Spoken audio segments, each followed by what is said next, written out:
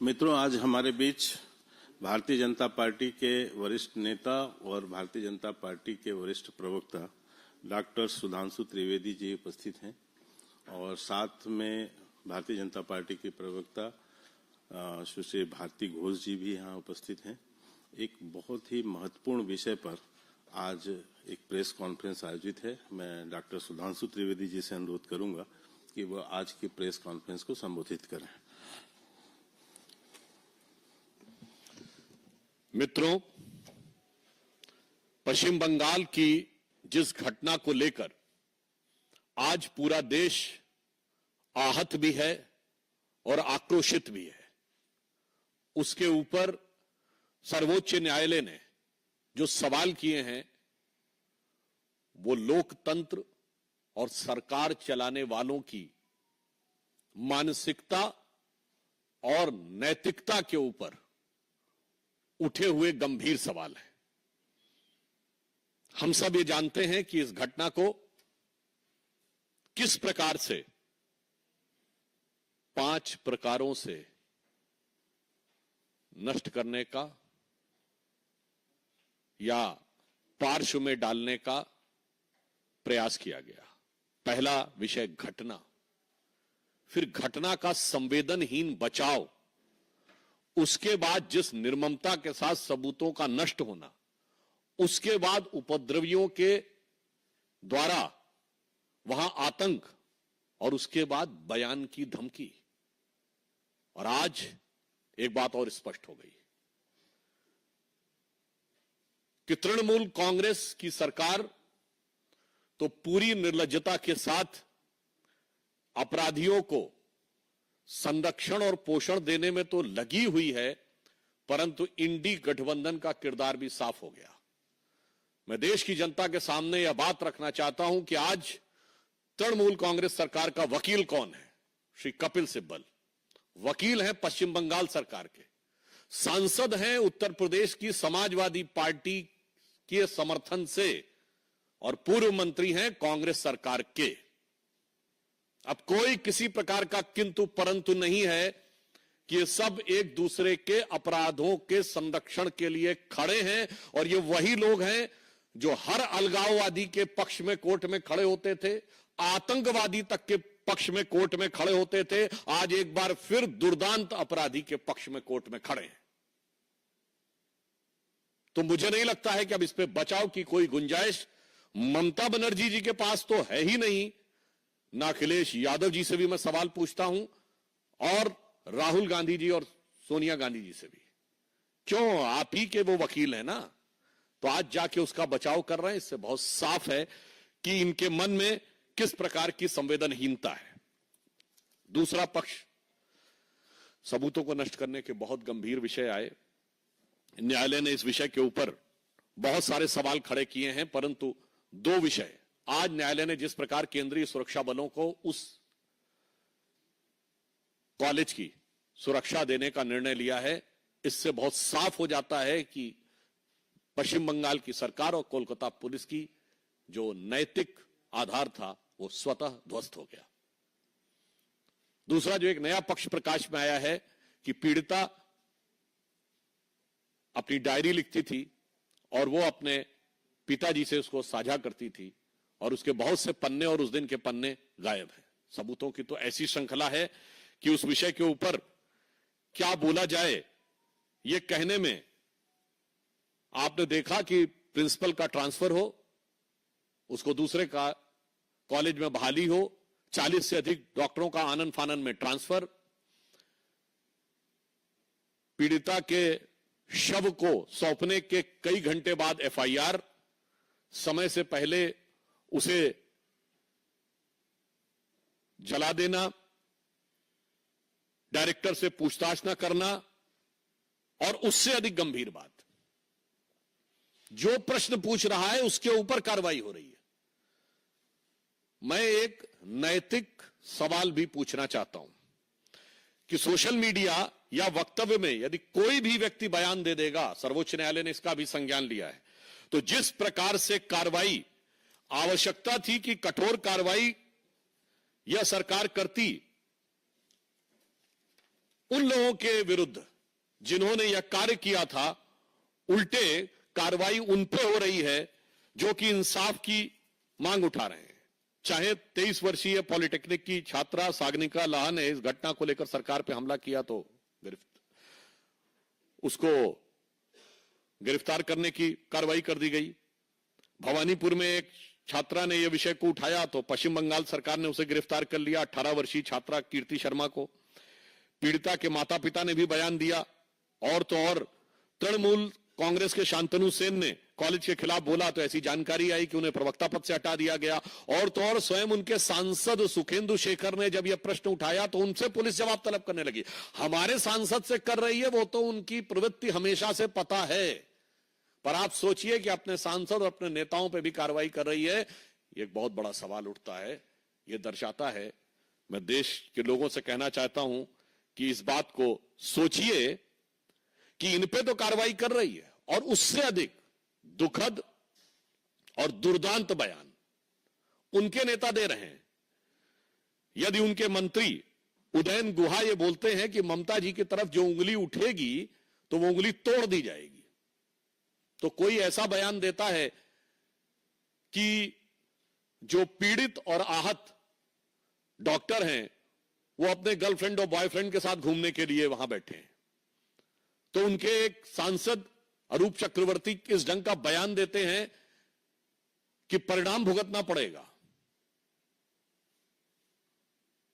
मैं देश के लोगों से पीड़ा और गंभीरता के साथ अपनी पार्टी की तरफ से कहना चाहता हूं कि आप सोचिए कि संविधान कितने बड़े खतरे में है आज पश्चिम बंगाल में। आप कल्पना करिए कि यदि इनकी कहीं सरकार होती केंद्र में तो उंगली तोड़ दी जाती, जो इनके मंत्री ने कहा है, उदयन गुहा ने।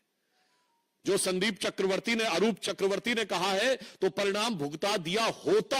आज सर्वोच्च न्यायालय और केंद्रीय बलों के हस्तक्षेप के बाद यह स्थिति है, तो मैं ये बात जिम्मेदारी के साथ कहना चाहता हूं। और आप देख रहे हैं कि इंडी गठबंधन के दलों में जो दुरभिसंधि है कि कांग्रेस के पुराने नेता, सपा के वर्तमान सांसद, सपा के समर्थन से बने वर्तमान सांसद तृणमूल कांग्रेस के वकील हैं, जिनकी ख्याति अपराधियों और अलगाववादियों का समर्थन करने की है। अर्थात अब बहुत साफ हो गया है कि संविधान इंडी गठबंधन की सरकारों में खतरे में है। और सिर्फ संविधान ही नहीं खतरे में है, जान और जहान भी खतरे में है और मान सम्मान भी खतरे में है। परंतु हम यह आश्वस्त करना चाहते हैं कि केंद्र सरकार कोई कोर कसर उठाकर नहीं रखेगी कि पीड़ित परिवार को न्याय सुनिश्चित हो सके।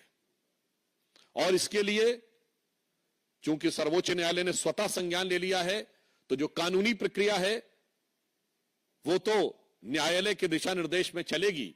उसमें जो भी सक्रिय, सकारात्मक और त्वरित सहयोग, means assertive, active and fast contribution which will be required on the part of the government, they will provide. और पूरे देश भर में चिकित्सकों के मन में जिस प्रकार का आक्रोश और वेदना है, हम उसके साथ हैं। और फिर हम साफ ये कहना चाहते हैं कि राहुल गांधी जी, ये मोहब्बत की दुकान में कैसे कैसे नफरती सामान है। आप सोचिए, उत्तर प्रदेश के कन्नौज से लेके कोलकाता तक जो कुछ हो रहा है, यदि इनकी किसी कारणवश केंद्र में सरकार होती तो दृश्य कितना खौफनाक होता। तो मैं उन लोगों से के प्रति संवेदना व्यक्त करते हुए पीड़ित परिवारों की तरफ से कहना चाहूंगा, ममता बनर्जी जी की सरकार को, जिसने निर्ममता की समस्त सीमाएं पार कर दी हैं, कि फिर उन निराश नयनों को जिनके आंसू सूखे हैं, देखो उन निराश नयनों को जिनके आंसू सूखे हैं, जो न्याय हेतु अभी तक पथ देखते हुए रूखे हैं। धन्यवाद।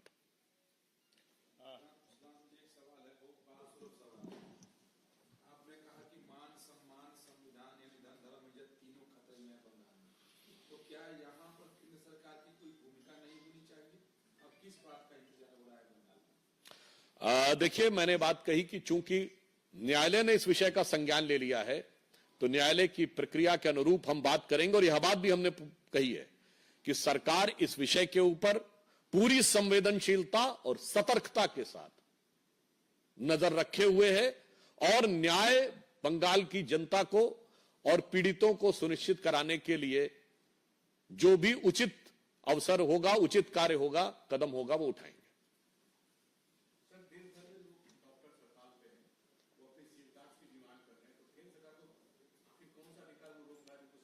केंद्र सरकार ने केंद्रीय जो अस्पताल हैं उनमें सुरक्षा बलों की 25% तैनाती बढ़ा दी है।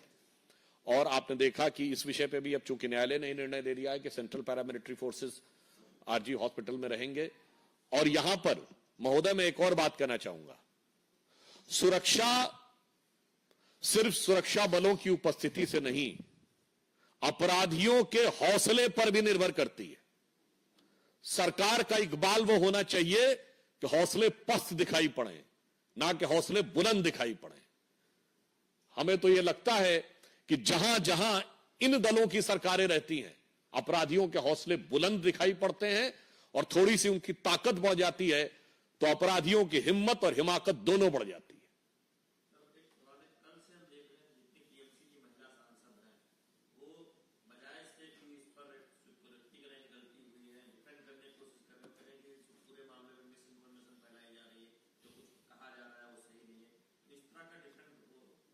मुझे लगता है कि सर्वोच्च न्यायालय के आज के टिप्पणी और सवाल के बाद भी यदि कोई व्यक्ति ये कहे कि इसमें कोई दूसरी बात है या बचाव करने का प्रयास करे, तो मुझे लगता है कि ये संवेदनहीनता और सत्ता लोलुपता में मानवीय मूल्यों को कुचलने की पराकाष्ठा है। मैं पुनः कह रहा हूं, संवेदनहीनता, इनसेंसिटिविटी और सत्ता लोलुपता में, in the lust of power, मानवीय मूल्यों को दमित करने की, to crush the human values, it is an extreme of that.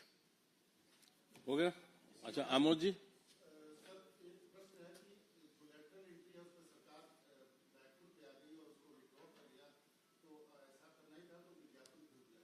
सरकार ने इस विषय के ऊपर आज निर्णय ले लिया तो मुझे लगता है उस आगे कोई उस पर टिप्पणी करने की आवश्यकता नहीं। राहुल गांधी ये डिसीजन लिया गया है कि सरकार ने रोल बैक किया, जबकि लेटर में साफ था कि इसमें रिजर्वेशन का सिस्टम नहीं है। पीएम ने कहा है कि हम सोशल जस्टिस को बराबर रखना चाहते हैं, बट कांग्रेस कह रही है कि राहुल गांधी की वजह से ये डिसीजन लिया गया है इलेक्टोरल एंट्री को जो वापस किया गया नोटिफिकेशन। राहुल गांधी जी और उनके खानदान की जो खानदानी विरासत है आरक्षण और एससी एसटी ओबीसी को लेके, वो किसी से छुपी हुई नहीं है और उनकी अज्ञानता भी किसी से छुपी हुई नहीं है। मैं राहुल गांधी से पूछना चाहता हूं, वो उस समय बहुत बोल रहे थे ना कि उनको इतने सेक्रेटरी नजर नहीं आते। अभी हमारे कैबिनेट सेक्रेटरी बने हैं, किस बैच के हैं?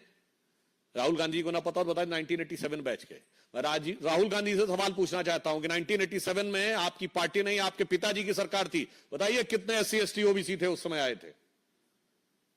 क्यों आरक्षण नहीं दिया था आपने ओबीसी को? कम से कम अपने पिताजी का तो जवाब दीजिए, उसके बाद हमसे सवाल कीजिए। Thank you sir.